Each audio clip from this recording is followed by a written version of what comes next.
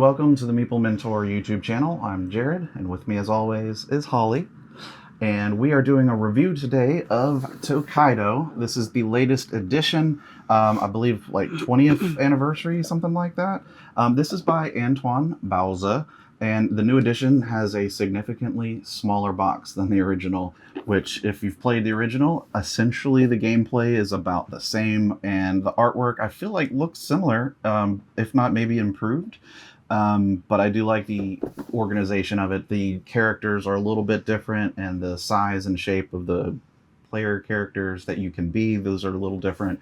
But essentially, it's Tokaido as you know and love in the newest edition. So let's hear our thoughts on Tokaido by Funforge Games. It is, of course, a up to 5-player game, so 2 to 5. We played it mostly at 2 together, and of course you've got your starting coins and an ability that you get to use throughout the game. You choose from 2 different player characters that are dealt to you, and whatever color that you want to be, you put your little disc on the board and shows you your color. You track points as you earn them throughout the game, and then there's some scoring at the end to kind of finish out the game. And that's pretty much how it plays. What are some of your initial thoughts on, the gameplay and how it works? It's pretty. It's a very pretty game. Mm-hmm. I really like the gems and stuff. I like the idea of this game. Mm-hmm. I do. I very much like the idea. I like that you're creating like little landscape portraits and things like that. I can't get it to function in my favor. So it's very challenging for me. Okay. I think I would have to give it a couple more plays before I like fully go, I love Tokaido. But it's just because it proves a challenge for me, because I don't think strategically like that. So Tokaido is kind of this secretly or deceptively take that game than you would expect. A lot of times when people first introduced this game, they said it's a relaxing game of wandering through your path in Japan to Edo and exploring the sites, and They called it relaxing. They said it's a relaxing game, okay. And I think the theme is relaxing. Sure, yeah. But the gameplay is actually pretty cutthroat. Yeah. If you've never played before, and I know Holly, you've only played the original like once or twice. Yes, so I've also not played it that many times to form an educated opinion. And I've played quite a bit, and I generally stay away from take that games, which is kind of the term for a game where you're working on something that you're building up your resources or your engine or that, and then another player can do something to totally disrupt and mess you up. It's very combatant. It's often makes people angry. Now, I say this is deceptively take that because the core mechanism in this game, there's basically like a path or like a timeline of a given number of points, and every point is corresponding to an action that's possible.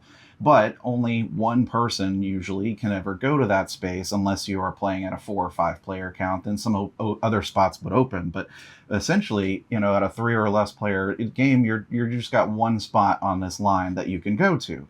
And whoever's furthest back in the line, if you want to call it the action line, gets to take the next turn. And so sometimes if there's more spots they could go to before they pass somebody, they could go and take multiple actions.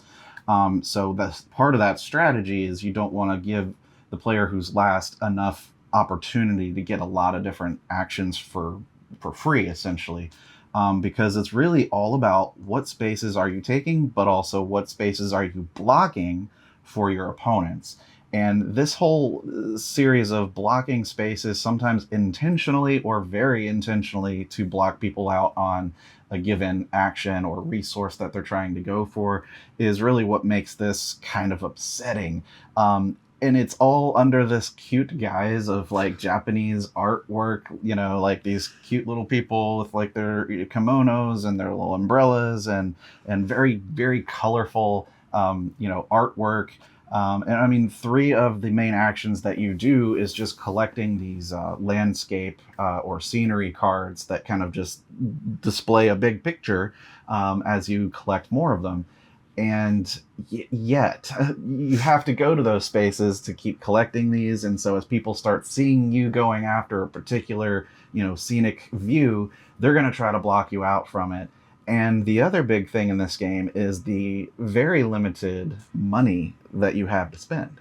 Now, obviously, as I mentioned, you start with some amount of coins, and then depending on, your two that were dealt to you, you may or may not have a lot to start with.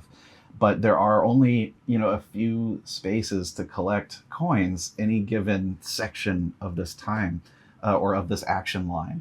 So if someone's taking those spots, then you're just going to continually not have the money to do what you want to do.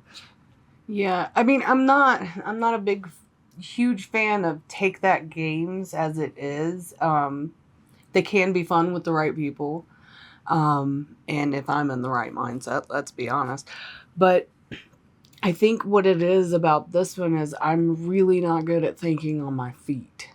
Because I have a set plan, and then if a monkey wrench gets thrown into the plan, I'm just like, oh my God, what do I do? And it's really difficult for me to recover, and there is a lot of that in this. If you like long-term strategy games where you come up with a plan and then you execute, this is not for you.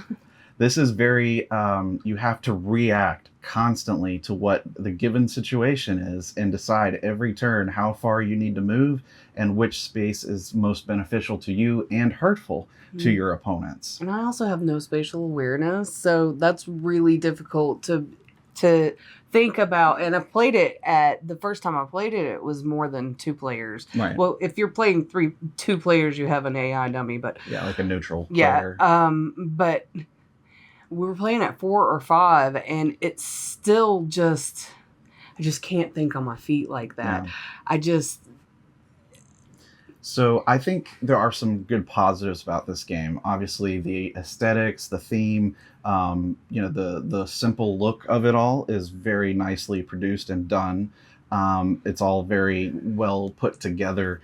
And it's got a cool, unique mechanism of this, like, choosing your actions based on whoever's last. And once you pass up somebody, then you're kind of giving up any of these other actions that you pass, but you are assuring yourself of the one that you really, really wanted to get to. That's a cool mechanism, but I think end result means that it becomes very tactical and very take that, and can be frustrating considering the theme that they're going for. It's almost like a juxtaposition of gameplay and theme. So I think... Look at that artwork. It's gorgeous. It's gorgeous. And I know it's so stressful. It's a beloved game, and I highly recommend people try it for themselves. Yes, absolutely. It's not a game that I'm going to say, oh, people, don't try it. Like, absolutely play this game. It's just because I don't know what the other 3 people at the table are going to do. That's what it is, and I can't plan for that, so it's frustrating for me.